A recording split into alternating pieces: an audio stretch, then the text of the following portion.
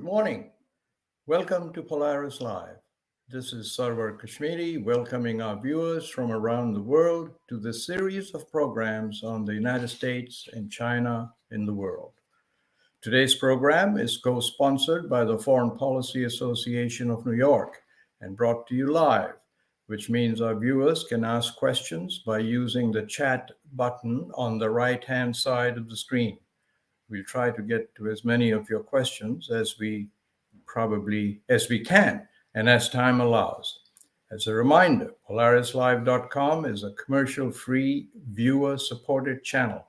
You can help us by subscribing to our YouTube channel newsletters and the newsletter at Kashmeri.com.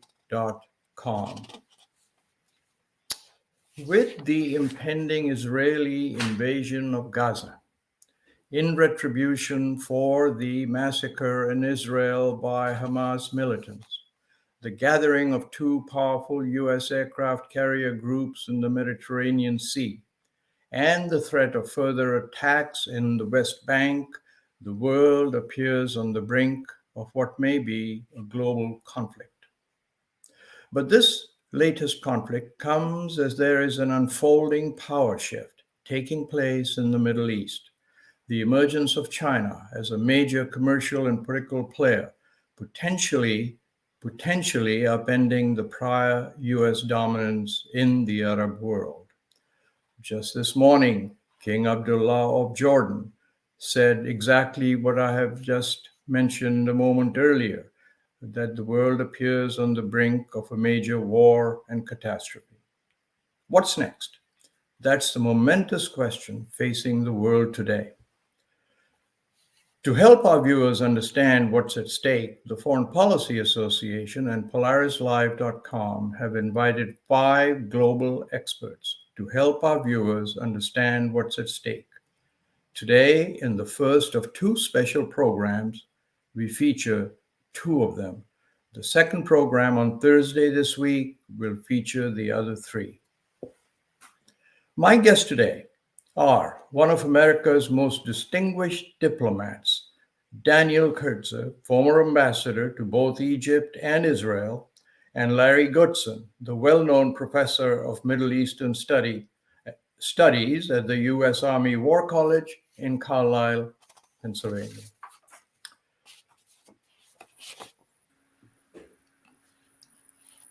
Good morning, gentlemen. Welcome to Polaris Live. Good morning. A recent New York Times column was titled, "Israel has never needed to be smarter than in this moment." Well, has Israel's action thus far been smart? Let's begin with Professor Goodson and then Ambassador Kurtzer. Well, thank you very much. And these are, of course, my remarks, not the remarks of the Army War College or the U.S. government. I read and agreed with the article, but then, of course, as is my custom, I read anything else Thomas Friedman was writing about Israel and the Middle East.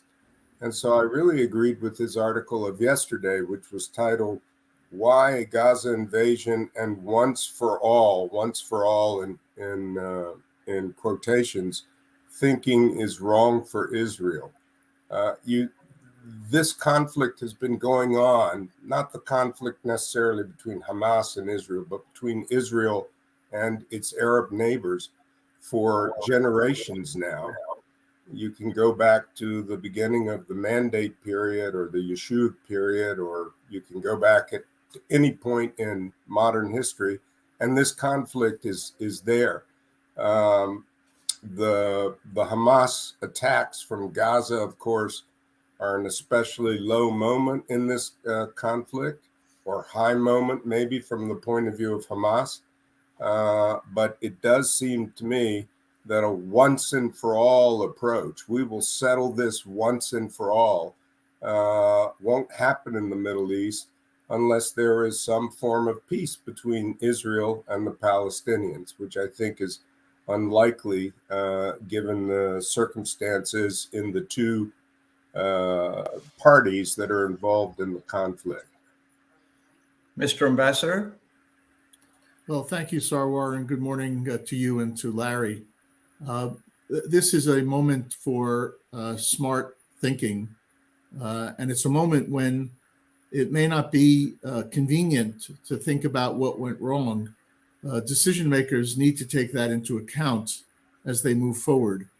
Israel has faced 5 wars with Hamas since 2006. In each of those encounters, Israeli policymakers have said they intend to destroy Hamas. That, of course, hasn't happened. And it won't happen now, not because of a lack of effort, but because Hamas is a religious and social movement that will live on beyond the decapitation of its leaders and the diminishing of its ranks.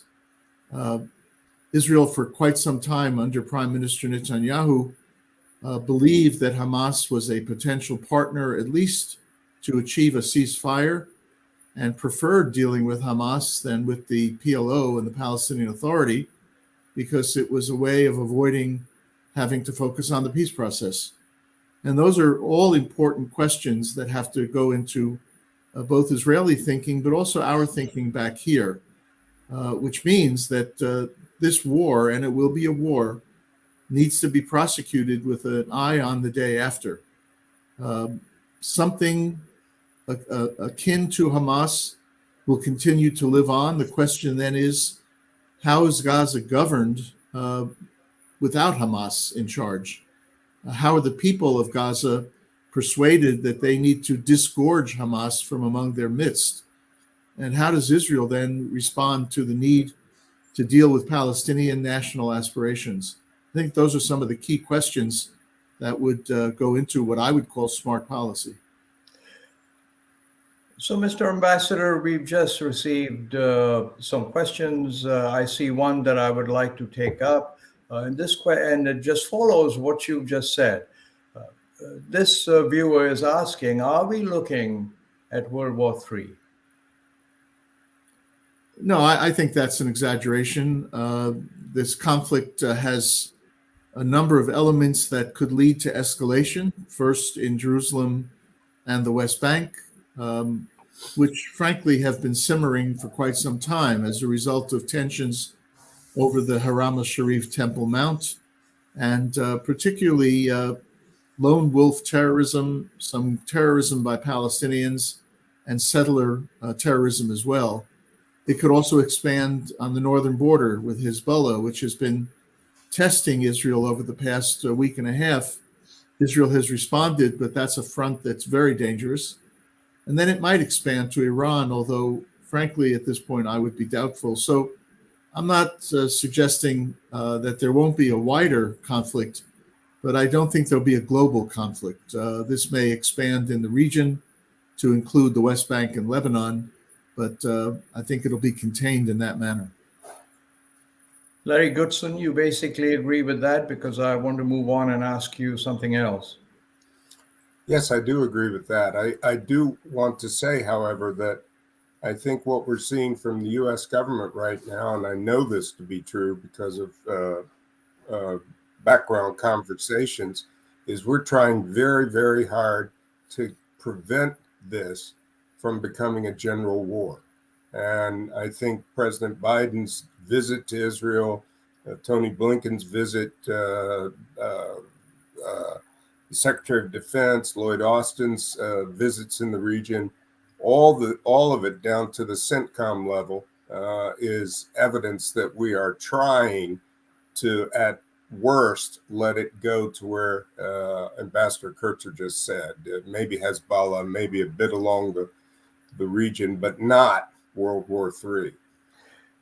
So continuing on with you, Larry, if I may, the so-called two-state solution, meaning a state for the Palestinians and another for Israel, has been mooted as the only fair and workable solution for years. Do you think this formula for peace still works? If not, what might take its place? So that's the really tricky part in this whole equation, right? Because the basic law number 1 of Israel has a specific notion about Jews, democracy, and peace, right, in Israel that doesn't really leave a lot of room for Arabs and Muslims and Christians as full members of the state. And then on the other hand, you have religious parties in Israel and parties like Hamas and Fatah in Gaza and the West Bank that can undermine any kind of two-state solution by one act of violence, if it comes to that. And we've seen this over and over and over again. So the religious parties are pushing settlers into the West Bank. And of course, Israel has kept Gaza behind a fence for all this period of time. And so the two-state solution is at best on life support. And that's, I think, why Thomas Friedman was saying, Israel, you've got to be smart now. This is when the leaders have to be smart. They can't close the door for that, even though Bibi Netanyahu is one of the folks who wanted to close the door on the two-state solution. Dan Kurtzer, do you agree with that? And if you do, what then is the way forward? You know, Sarwar, a few years ago, my graduate students at Princeton did a study of alternatives to the two-state solution. They were intent upon finding an alternative because they believed that everyone had become so attached to the idea of two states that we were ignoring some realities on the ground. And almost like a physician that looks at an illness and tries to diagnose by discarding the alternatives that don't work, they ended up believing that the only alternative that could work is a two-state solution, without going into all the details of what that would entail. And I think that's the problem here, and that's where we're at. Israel, as Larry suggested, cannot remain a Jewish and democratic state by continuing what is now over 50 years of control of Palestinians, denying them their full rights. And if it gave them their full rights in a period of annexation, it would be undermining its democratic character. So you end up discarding the alternatives, and you come back to the idea that something involving separation and involving the realization by both sides of their national rights is the way we have to proceed. Now, if you ask Sarwar, is that something to do today? Probably not. Can it be resumed as a process right after this war? It may be challenging, but I think what needs to happen right after this war is to articulate that idea so that people say this wasn't just a question of killing. This is a question of building for peace by eliminating one of the main opponents of peace, and that's Hamas. You know, both of you keep saying will happen in this war, referring to this war. Am I correct in assuming that both of you agree there is about to be a war as Israel gathers on the border, that there's no way out of that? Let's start with you, Dan, and then Larry. Well, there's no question that Israel is mobilizing for war. You know, Israel is a reserve army, and when it mobilizes 350,000 troops, its economy suffers rather dramatically. The streets of the cities are relatively empty. The stores are closed. So it doesn't have a long time to think about next steps. And that means that this period between what happened on October 7th and today is being used by the Israeli army to calculate how best to operate against Hamas. We've heard that there have been some reconnaissance missions inside Gaza, largely to gather intelligence, also to see if there's a way of determining where the hostages are. And we may see more of those reconnaissance missions over the next few days. But it's hard to see the army poised and ready without its going in to try to do the job of inflicting significant damage on Hamas and Hamas's infrastructure. So let me, I'm going to tangent to Professor Goodson, and I'll ask you a question that also ties in another question I'd like to pick up from one of our viewers, which is how does Israel disable Hamas without injuring and killing many innocent women, children, and elderly civilians, which ties into my question that the sole exit out of Gaza, the Rafah crossing as it's called, is controlled by Egypt.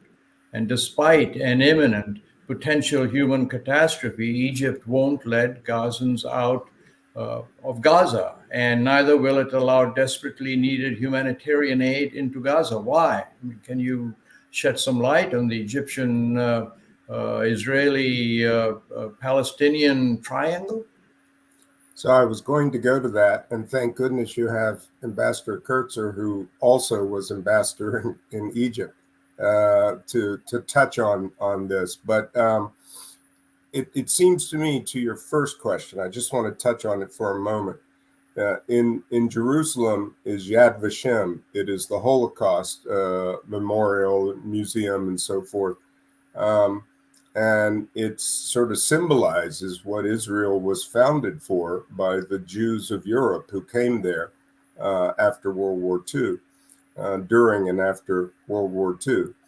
And so the one thing that is always there for the Israelis is we will not allow another Holocaust to happen to our people.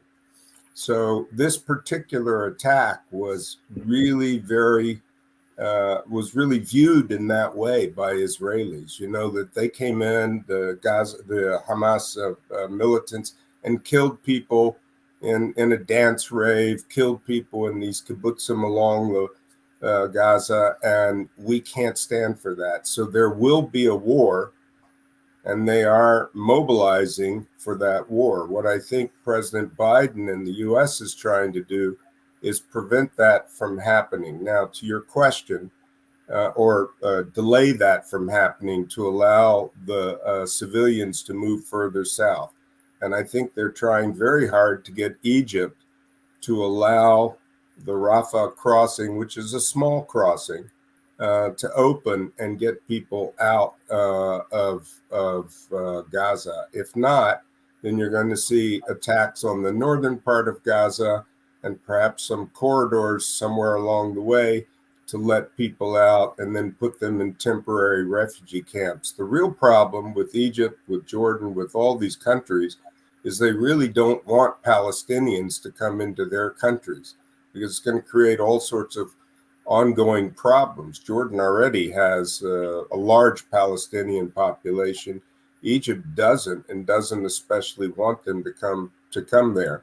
So, but I think that's something that can be overcome by promises of aid and support and so forth. And I think that's what the U.S. government is currently trying to work on with regard to Egypt. But I'd like to hear what Dan has to say about this, because he would know better than you or I, probably. Please, Mr. Ambassador. Well, I think Larry put his finger on the key issues. Egypt has been quite prepared to allow humanitarian supplies into Gaza, but it has been very wary about the idea of a mass exodus from Gaza into Sinai for several reasons. Number one, there's concern that this would create another permanent refugee exodus, like what happened in 1948-49. Palestinians are also nervous about that they would leave Gaza and not be permitted to return. So Egypt doesn't want that to happen, doesn't want a situation where there's a permanency to Palestinian refugee presence in Sinai, number one. Number two, Egypt has faced something of an insurgency of its own in Sinai for upwards of 12 years. It's been quieter in the past couple of years, but there are groups operating in Sinai that have been fighting against Egyptian authorities. And those groups could gain support from Hamas activists who use a refugee exodus as a means of escaping Gaza, but then joining armed groups in Sinai. And so that's why there's a delicacy to the effort to find a way to meet with the humanitarian concerns of Palestinians in Gaza while addressing Egypt's sovereignty concerns. And I think that's where Secretary Blinken has been focused. He seems to be a little bit more optimistic in the last 24 hours that a way can be found to achieve this purpose. but I don't think it will be achieved by allowing Gazans into Egypt. I think there will have to be a safe zone inside Gaza, as challenging and as hard as that's going to be, with the Egyptians allowing the Rafah crossing to be used for humanitarian goods to come into Gaza to service that area. Thank you for that. And you mentioned Secretary Blinken, and I just want to say his face shows how severely he feels and how tired he must be. And I just wanted to take a moment to say that we should wish him the very best of luck. So much depends on it. I'm going to tangent just a little bit and say the war between Russia and Ukraine was said to be the defining conflict of our time, new world order to emerge from it, and so on. We don't even see it on page 5 of newspapers anymore. Your reaction, Professor Goodson, and then I'll let the ambassador speak. Well, it is still probably at this moment the defining war of our time. It is ongoing. It has a lot to do with what the future of Europe will look like. Part of that issue probably has to do with the uncertainty in the House of Representatives right now in the United States, and the lack of ongoing funding to be provided to Ukraine by the U.S. government. And some of it has to do with the slow counteroffensive in the Donbass region of Ukraine, which, all the West had hoped it would go quickly. There would be a breakthrough and a lot of Russian troops would be pushed back. But I do agree with you that this war in Israel has sort of taken that off the front pages and set it aside for a bit. And that's probably something that Mr. Putin and Russia is relatively happy about for the time being, and hopeful that if this war develops further in the Middle East and pulls the U.S. attention away from Ukraine, that perhaps Russia will gain in the end by that. President Biden was very clear on 60 Minutes the other day that the U.S. could support both Ukraine, Israel, and our own military needs. And I imagine that's true, at least for a time. But there does come a point where the House and the Senate will have to, appropriate additional funding, probably, and then then we have to decide if that's something we want to do. Anything to add, Mr. Ambassador? I am not a conspiracy theorist, just the opposite. But I would note that Hamas leaders visited Moscow in March, and undoubtedly there is a part of Russian strategy to ramp up some regional conflicts as a means of deflecting attention from what they're doing in Ukraine. Larry is exactly right that the defining moment for the global system is what's happening in Ukraine. For those of us who are Middle East junkies, this war between Israel and Hamas is important. But when it ends, we will still have a cosmic battle for what might be called the liberal order that was set in motion after World War II. And Russian aggression needs to be defeated. And Russia needs to understand that it can remain within safe borders, but cannot expand those borders. So let's not lose sight of what's happening in Ukraine, even as we focus on the what may be an immediate issue for those of us who follow the Middle East very closely. So my related question to both of you is, Larry Goodson, even assuming what you say is correct, and a lot of people have some doubts about this, whether America has the resources to go full blast and support Ukraine, support Israel, try to stop this war. We have hundreds of bases. We are a global power. The world depends on us to maintain peace. But even assuming all of that is true, how can one Secretary of State, one president, not run out of cycles just to think, just to strategize? Does that question make any sense to you? Well, yes, it does. It is a real challenge to do that. And I have no doubt that people like Ambassador Kurtzer and myself and others in the US government that specialize in one or another, or perhaps both of those issues, are going to be involved going forward to take some of the burden. I mean, that's how our whole National Security Council and senior parts of the Department of Defense and Department of State and so forth work to make it a little bit easier to strategize. And it is a complicated world because you mentioned China before. We're sort of in a period where there are three great powers out there: the United States, China, and Russia. Russia's not on some levels, but it does have a very large nuclear arsenal, so they're a great power in that regard as well. And I don't think international relations specialists have studied three powers to the same extent they've studied the bipolar system and the broader multipolar system. And probably, I mean, and in the academic level, need to look more closely at that and try to figure out how best to respond in a three-power system. Dan, anything from your side? Sarwar, the focus in Washington over the past couple of years has been China, China, China. And yet the Biden administration and President Biden have been very disciplined in trying to find a way to distinguish between the areas in which we are in conflict with China, particularly in the South China Sea, but also areas where there may be room for honest competition and even perhaps some cooperation. You recall when China managed to help cut the deal between Saudi Arabia and Iran, Washington welcomed that deal, saying it was important for stability. So there is a kind of disciplined approach to these issues. We are a big enough country that we can, as they say, walk and chew gum.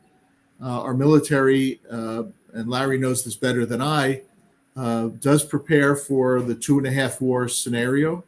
Not that we plan to go to war, but we have the resources to deploy, in this case, in the Middle East, for deterrence in order to stop Hezbollah and or Iran from thinking that they can enter this fray without cost. So I'm relatively confident that we can handle this crisis, even as we keep our focus on the far more global conflict in Ukraine. It will be a challenge, won't be easy. We know that the Russians and Chinese are meeting all the time. President Biden would probably meet President Xi in California in a short period. So there's room for what Larry called this three-party diplomacy, in which the United States is not simply taking a back seat. We are going to actively find a way to deal with China productively in order to dismiss the possibility that Russia and China will dominate the diplomacy. Yes, I just want to add something to that. Of course. That Dan said. So a third war would put pressure on us if we had to deal with a third war somewhere that we judge to be important to us. Now, Israel is important to us, as well as the Israeli-Palestinian possibility of solution. We've worked on that president after president for a long period of time. And clearly, Ukraine is very important to us because of what it says about Europe. If there were to be a war in the Pacific, for example, that would probably be, hard for us to manage all of that. And then you might see some slippage, since you asked about how tired it might be for, all these leaders to deal with all of this, that might really create some challenges going forward. So Larry, here's, if I might just add to that, of Larry's course. exactly right. And if I were in the policy planning department in Moscow, I'd be trying to figure out where I could stir up trouble in maybe the Horn of Africa or the Far East or elsewhere. And thus, if I were in the policy planning department of the State Department, I'd be anticipating this and trying to do some preventive diplomacy, preemptive diplomacy, to try to keep these potential hotspots at least cool enough that we don't face a third serious conflict. Because Larry's exactly right. As I mentioned, I think we've been preparing for 2.5 wars, but 3 would tax us in a way that would be beyond our capabilities, I think. And this leads directly to my next question, which is, Ambassador, winning hearts and minds is a central goal of diplomacy. And I can't help but notice that this is the 10th anniversary of China's Belt and Road Initiative, in which China is building infrastructure, ports, airports, seaports, and so on, fiber optics in over 100 countries. And the 10th anniversary, over 120 leaders from different countries have gathered in Beijing to celebrate this. While this hearts and mind activity is going on there, the world sees America sending the aircraft carriers, huge military forces into the Mediterranean. Has military muscle replaced the idea of winning hearts and minds in U.S. diplomacy? I'll start with you, Dan, and then Larry. Well, Sarwar, I'm sure your China experts can address this better than I, but having traveled a bit, especially in Southern Africa of late, there are not many hearts and minds that have been attracted by what China has done, because as much as their Belt and Road Initiative and their bank system has offered help to many countries, they've also put many countries into severe debt in a manner that is going to haunt them for many years to come. We also did a study at Princeton of the impact of the Grand Ethiopia Renaissance Dam, and the Ethiopians are basically in terrible debt, not because of the dam, which they paid for themselves, but China came in to wire their electrical system, and they don't do it for free. They do it as a loan, and we've seen that model elsewhere. So, I'm the gathering of 100 leaders. If you owe a lot of money to the bank and the bank invites you to a party, you go to the bank, you go to the party.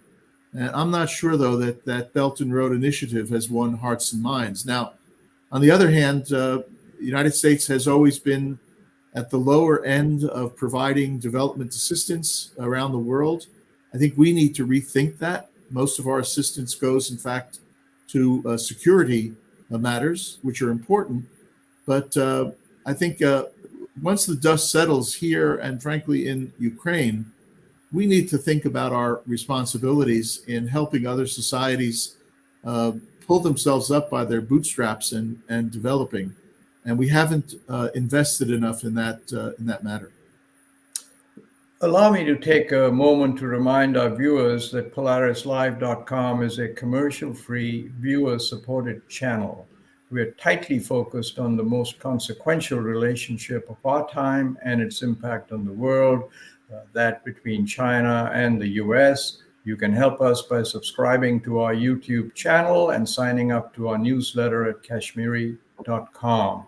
Now back to my guests today, Ambassador Daniel Kurtzer and Professor Larry Goodman. I'm continuing on with the China issue for a moment more. China has emerged as a strong player in the Middle East. It's now the region's largest trading partner. Recently brokered a diplomatic breakthrough between Saudi Arabia and Iran that were previously at daggers drawn. Do you think that China has the heft in the Middle East, the relationships, to act as a peacemaker between Israel and Hamas? And I'll start again with Ambassador Kurtzer and then move on to Larry. I think it's an interesting question. I think the jury is still out. China has certainly increased its economic and trade presence in the region. It has very significant interests in assuring the security of oil and gas exports, which it needs to fuel its own economy. It does have some projects, which, as I mentioned, are costing significantly to those recipients. I'm not quite sure that China has the heft to do the hard diplomacy here. They have relations on the Arab side, but the relations with Israel are still in the formative process. They've had some interesting defense trade over the past decade, but there have been some problems also in that defense trade with technology transfer and the like. So we may be a few years away from seeing China as a viable alternative to the United States as an intermediary in regional conflicts. Now, whether the United States still has that heft remains to be seen. We have been perceived as withdrawing from this region, which I think is not correct. But I think particularly on the Arab side, there's always been a question of whether or not our special relationship with Israel would allow us to be the kind of honest broker that they would like us to be in regional conflicts. Yeah, I would agree with pretty much everything you just said, but especially that last little bit about our own problem with having the moral clarity or the moral heft, given the belief, the pretty well-founded belief by the Arabs that we are more disposed towards Israel than we are to being a balanced player in the region. As regards China, I also agree with that. China, and what Dan said earlier about China, China's role has been to expand its economy and its trade. And the Belt Road Initiative, which you referred to, is clearly the sort of the backbone of that whole approach. But there's a good bit of exploitation that goes on in that, and a fair bit of paying off people in the governments and in the society to make that happen. I don't think, I was just thinking about this as Dan was talking. In the US, we often talk about, I mean, we've heard President Obama talk about this, President Kennedy, all sorts of presidents. There were sort of President Reagan, there were sort of the city on the hill. We have this moral idea about our role in the world. Well, we don't always live up to that idea, but that's the idea. And I'm not sure that China sees themselves in that role just yet, or perhaps at all, because I think they have a different idea about what their role in the world should be. Now, that may change as they continue to grow, but my own African students have told me repeatedly when I say, oh, China's in your country and they're doing this and that. And they say, yeah, they come with money. You know, you guys go through all this rigmarole that Daniel just said about how we'll give the money out and who will get it. And it's for security assistance. It's not for a dam or a road. And so it's very clear that both sides are sort of using each other at this point. So I do think that China's role is deepening in the Middle East, but I don't see it as being in a position right now to exert the influence on this situation that the United States is able to exert. Thank you for that. I was going to ask another question on China, but there's a viewer question that came up, which seems to me to go to the heart of what people around America and the world are asking. And this person the question is, mediate with Hamas? ? Difficult to mediate with someone whose goal is to kill you. Daniel, you are probably the best suited with your role to catch this question.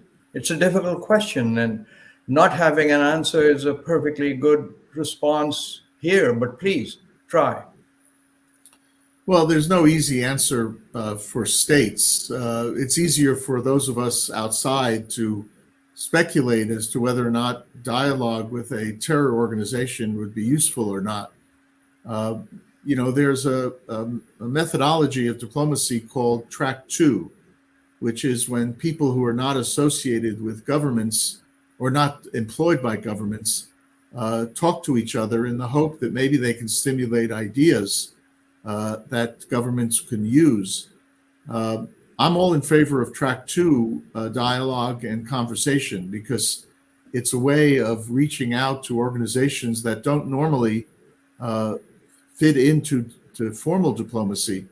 The problem is that Hamas, which I think has been a part of some people's track two, has not used it to either moderate its behavior or to look forward to something other than the destruction of the state of Israel. So, it's hard to say we should be talking to Hamas when Hamas has not demonstrated any significant change from what it has written in its charter, in its covenant, which is the destruction of the state of Israel and the killing of Jews. If they wanted dialogue and they thought that that dialogue might produce some change, then I would say that in track two, we could reciprocate. But at the moment, I don't see any evidence of Hamas's willingness to do anything more than to try to kill Israelis and Jews. And that really takes them outside the pale of diplomatic exchanges. So let me go back to the question I was going to ask, which is, will the Israel-Hamas war help or hurt China's position in the Middle East, ditto America's position? And let me start with you, Larry. That's a good question. I was expecting to comment on Dan's question, so let me shift. Please go ahead if you'd like to, and then follow up. Well, all I was going to say, there was another question that viewers asked, and perhaps you're saving this for the end, which was, how does the U.S. respond to the killing of innocent civilians through Israel bombing and yet still support Israel? So, I mean, that sort of goes to both sides of that equation, that both sides potentially could kill civilians. We know Hamas has already done that. And if Israel continues what it's doing vis-a-vis Gaza, undoubtedly civilians will be killed. So I'm going to interrupt you and say, are you suggesting there's an equivalence between what Israel is doing and Hamas is doing? Morally. I'm saying to the people on the ground, right, the people under the bombs or facing the bullets that are being shot at them, it makes no difference. It may make a difference to the outside world, as in Israel's our guy, or Hamas is our guy, right? I mean, it may make a difference to the outside world, but it's not going to make a difference to those people. My point is that we're trying to prevent that from happening, right? The U.S. is trying to prevent that from happening.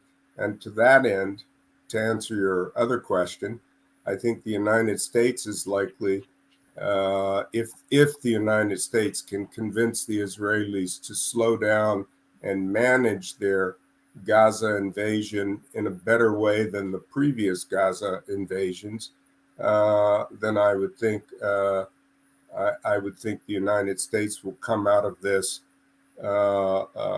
in terms of this crisis more significant. Now, if it opens the door for China to continue to push out economically and through trade, maybe in the long run, China benefits more than the United States. Dan, please. Yeah, I would like to take the issue of moral equivalence off the table, and I'll explain why. We can be extremely sensitive to what's happening on the ground, to the horror that's existing in Gaza with respect to civilian casualties and humanitarian distress. But if we look at the two situations, there is no equivalency. Hamas came into people's homes, and we now are seeing these terrible pictures and videos of slaughter, of outright slaughter. Israel, in thinking about conducting a military campaign, is giving time for civilians to get out of the way. Hamas is impeding that effort, suggesting that the civilians should remain almost as the hostages to the situation. And we know from previous experience that Israel tries its best to avoid civilian casualties. I saw this firsthand as ambassador to Israel during the Second Intifada, when there were terrible situations of casualties on both sides. But I saw Israel try its best to avoid the unfortunate casualties of war among civilians. So there is no moral equivalence. Larry's right that for people on the ground, they don't have time to think about this because they're suffering. But for those of us on the outside, even raising the question raises questions about our understanding of morality in situations of war and conflict. Thank you. I would just like to add one small point. I think this is what your first question about the New York Times article and about Israel being smart, this is what that was really about. It's beyond that. It also has to do with the previous coalition government of Netanyahu and all of that. But it was really about being smart. Don't go off and attack Gaza and destroy all these people, because if you do, you will be playing into what Hamas really wants. And I think that's where the U.S. government has tried very hard to help Israel be smart. You know, Professor Goodson and Ambassador Kurtzer, I thought doubling the usual time of Polaris Live would give us enough time to have this conversation, but we are running out of time, so I must ask a last question before you go. President Biden is headed to Israel. If you had a few moments with him privately, what would you advise him to do? So I'll start with Ambassador Kurtzer and then Professor Goodson. Well, my elevator talk would be to pursue the agenda that I think he's going with, which is to let the people of Israel know that the United States understands their trauma, stands with Israel, and will try its best to deter others, Hezbollah, Iran, from involvement, but also to maintain focus on the issues that we've been discussing here today, namely, avoid as much as possible exacerbating the humanitarian situation on the ground, focusing on reaching a ceasefire that does not allow Hamas to come back into to power in Gaza, and also beginning to think very seriously about the so-called day after. Is it going to be business as usual, status quo ante, or are we going to find a way back to a situation where the two-state outcome doesn't seem so far away, but we can actually begin planning for it? Professor Goodson? I think I agree with Dan. I think first I would say you're doing a great job, Mr. President. Let's keep doing it, right? I mean, I think he is doing the right things right now with regard to this situation.